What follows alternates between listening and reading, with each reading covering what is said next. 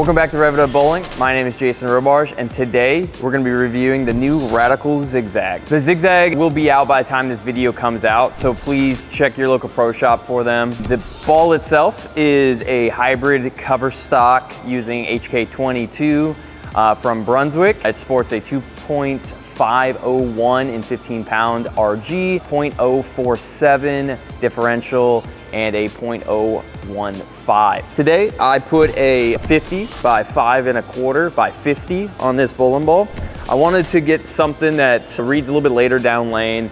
I don't have a whole lot of stuff above 5-inch pin to pap, and with my rev rate, I need to experiment more with it.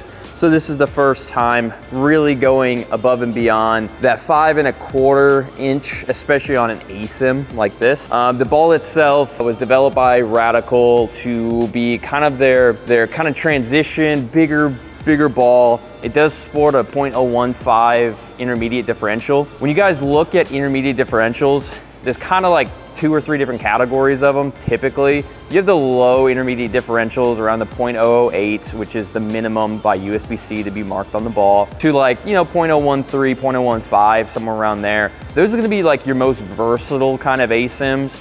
Typically, if you guys ever pay attention to the way asymmetrics exit the end of the pattern, they like to roll forward. That's kind of the characteristic of asymmetric bowling balls. So when you get a ball with a lower intermediate differential like this one, it becomes a little bit more versatile, a little bit more continuous than, like, let's just say a ball that has an intermediate differential of around like 0.020, which is pretty high in most bowling balls. When you get to that portion of intermediate differentials, you'll start seeing the ball kind of hook, set, roll a little bit more. So when you have lower ones like this, it kind of hook stops, but it also can be a little bit more continuous. So this kind of fits the more versatile line of their top shelf line through Radical. So I wanted to bring you guys this today just to show you that it's okay to have a ball that hooks a lot as long as you control the back end, so the way it's coming off the end of the pattern. And with this, so far what I've seen, it definitely does that. So we will be having Specto going. I'll be talking about the ball itself. We're gonna go ahead and throw 8-10 shots, get an idea on how the ball works. I'm gonna move around the lane. I will say this ball does hook quite a bit. I did throw it in league. This is the first time I've actually done a ball review on a ball I've already thrown. I had new ball syndrome. I had to throw it on league on Wednesday. So I wanted to bring you guys this review today. The ball itself, it does hook quite a bit. So there's not, I will say this is definitely more of a left to right kind of bowling ball, but you guys will see that here in a second. So without further ado, let's get into it. The name of this ball for sure, and the colors. Kind of looks like a booger going down the lane, but it looks good. I like it. We're gonna get kind of lined up here. I've thrown a few shots in practice, so it shouldn't be too bad. Try to throw a good shot.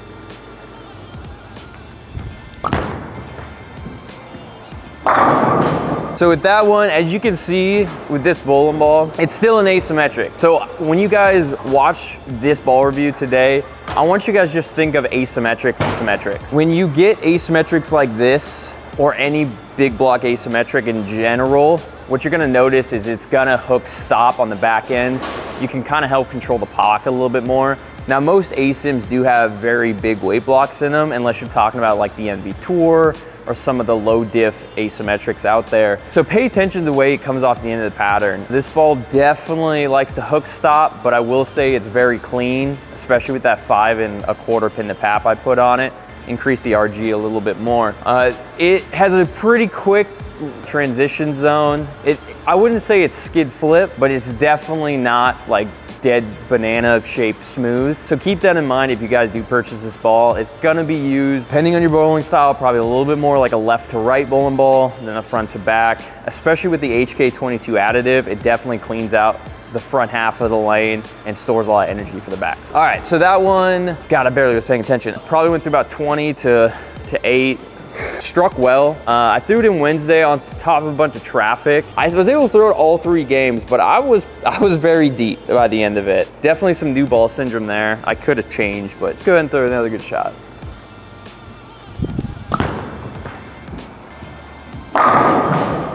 Another one, ace.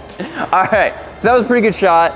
It's reacting very similar to like the way it did. This is just house shot. It's easy, of course. I threw that like 3 boards right down lane and it came back. I can't wait to throw this ball in tournaments on transition. I feel like if the recovery to the right isn't quite there yet to throw like a symmetric or even a weaker ball in general, this ball, kind of like the Black Widow hybrid, I feel like they're sort of similar in that regard, will give me the recovery to come back.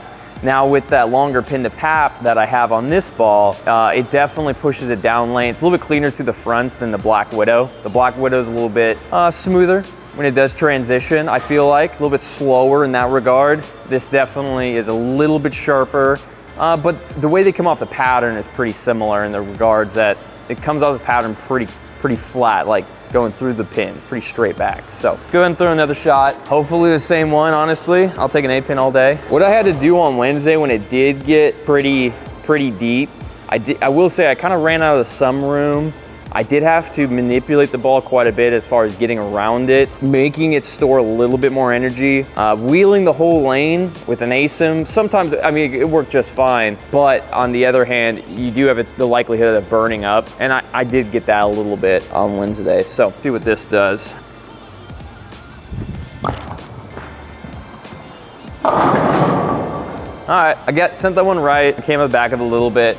As you guys are gonna notice, especially on that shot, since I went up the back of it a little bit more, you're gonna be able to see that hook stop motion a little bit more. ASIM, that's what they're meant to do. I mean, they help control the pocket for that reason. So, I'm gonna move a little bit deeper. I don't think I'm gonna be able to get many shots up the gutter. It's just, the cover stock's too responsive for that much friction. It'll never blend out. So we're gonna go ahead and move left. I don't want this to be like a wheel show, but it's probably gonna turn into one. So, this one's gonna be quite deep.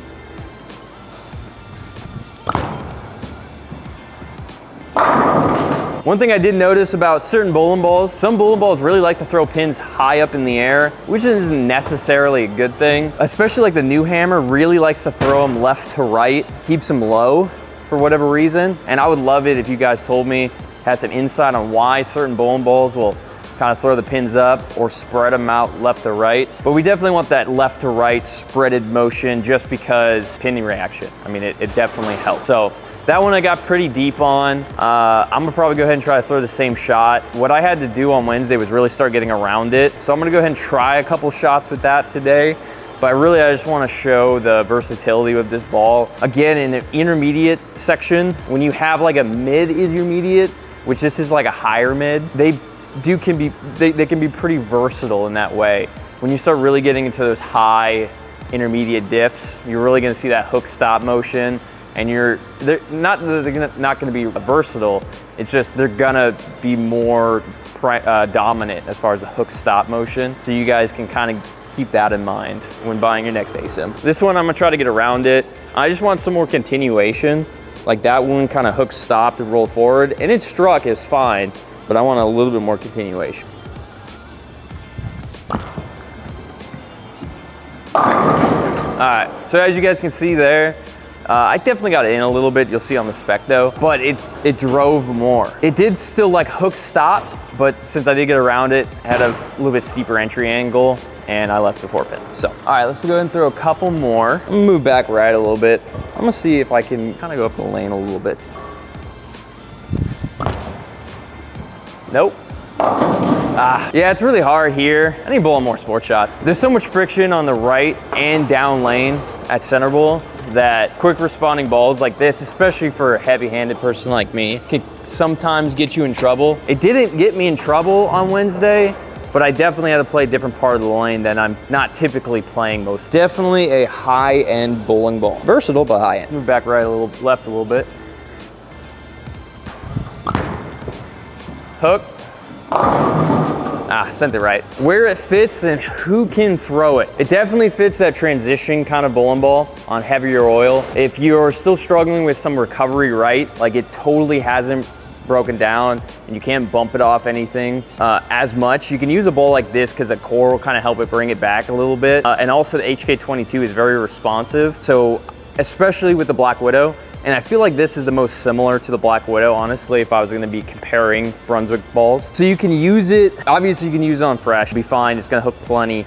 But when you really need to open the lanes up, get through the heads, but also have something that reads like friction, but not as much as like a defined hook zone, you can go to a ball like this that will definitely be able to bring it back. So as far as people who can throw this ball, obviously I'm very heavy-handed, so on house shot it hooks quite a bit. I'm very curious to see what this does this weekend at a local tournament. Definitely be trying to throw it for sure. New ball syndrome, of course. I feel like this ball will be very good for people who do have lower rev rates, simply because it is a stronger bowling ball, so it makes sense. You need something that gets through the fronts, but still recovers off the dry without just taking a dead left turn, stops on the back end. This would be a ball for you. So let's go ahead and throw a few more shots, and I'm just gonna play around with it. I know I can get deep, so I'm gonna go ahead and throw one and just see what it does. Slow it down a little bit. That's too much. Wasn't a good shot. I'm gonna go ahead and throw a few more shots. This one I'm gonna get kind of deep. I know it's gonna hook back from here. There's so much friction right there on this shot. I just wanna have some fun. That was a great shot. Yep. So one thing I did notice with this ball, of course, you're gonna have to have more energy to bring the ball back, so the ball will lose some more energy. I do have to manipulate this a little bit because of that hook stop motion. If you guys are like in a tournament and you feel like everything about the ball motion is great as far as what you're throwing, but it's maybe like not holding off on the pocket, leaving fours, leaving nines, leaving 4-9s, where the ball is just coming in too steep, you can go to an ASIM like this and it will lay off the pocket a little bit more. It's gonna roll a little bit straighter. It's gonna cut down that entry angle. I'm gonna go ahead. I'm gonna see how many boards I can cross. Why? Because I can.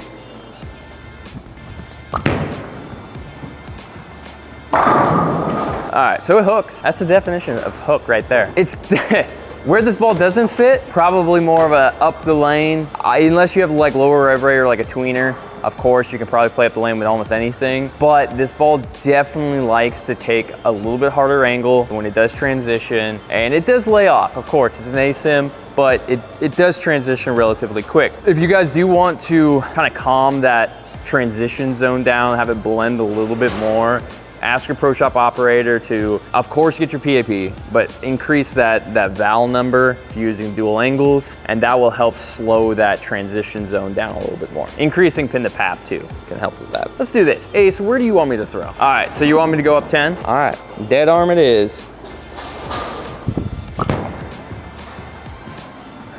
There's no way. There's no way. This definitely wouldn't be a ball typically for a more rev dominant player to play straight with. We already don't like to play straight anyways. All right, Ace, give me another one. Third and fourth, I'll put a cherry on top. I'm gonna go between third and fourth, but I'm gonna get it to like right of 5 down lane. I want it hanging off the gutter.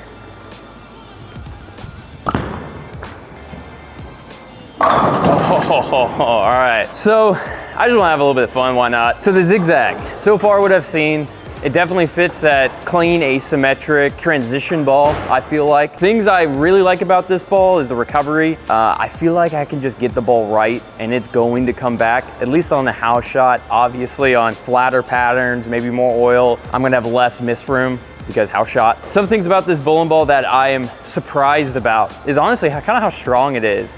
I expected it to, with a .047 diff, it's high, but it's still in the medium range. Now, increasing the pin to pat makes the diff more in an ASIM, so it's probably a high diff ball now, .054, .053 or something. So it definitely hooks a little bit more than I expected as far as boards cross, but overall, I do like the ball motion of it.